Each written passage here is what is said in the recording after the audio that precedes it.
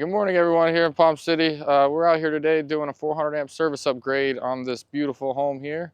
It's probably about a 3,500 square foot home. So, a house like this, it had originally a 200 amp service, but with all the stuff we're putting in now, we got docks with pedestals on them, we got hot tubs, we got all kinds of stuff that people want to add to their house.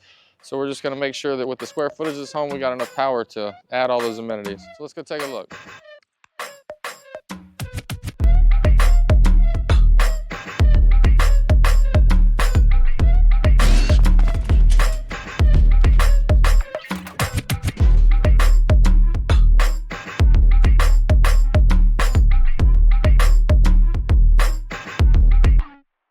So here we are. This is our 400 amp can that we're going to be replacing the 200 amp with. The 200 amp's the smaller one on the wall still. We're taking it off.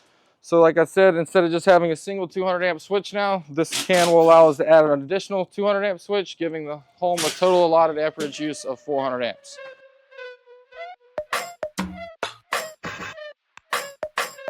So we just got our old can off the wall. We're about to put the new can on the wall. We realized that our feeds are going to be just shy of making it to our lugs to land.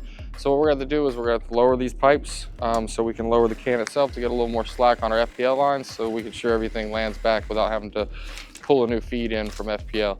This is basically a normal thing that happens all the time. We plan these jobs the best we can to try to come out for it to be plug and play, but it's a ever-changing thing, and that's what makes us good at our job. And to be able to engineer this stuff at a moment's notice and get this thing completed and get your power back on in one day.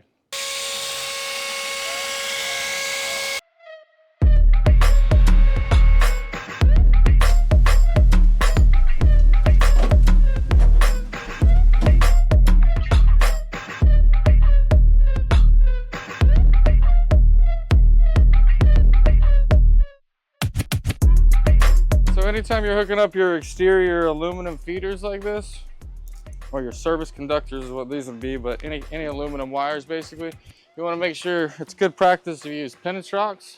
Penetrox basically is a coating that we put on these wires.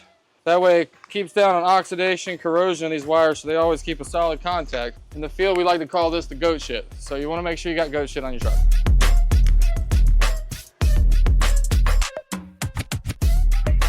So now we got our 400 amp service mounted. We got the FPL side hooked up, our grounding all hooked up, everything's secure on their side so FPL can come back and give us power. Got both our mains in here. We do have them in the off position as we are not ready to send power to the main panel yet. And yeah, we'll get all this wired up pretty much. All this tapped through, this sends power to our main panel, and then the next thing we'll be doing is looking at swapping out that panel inside.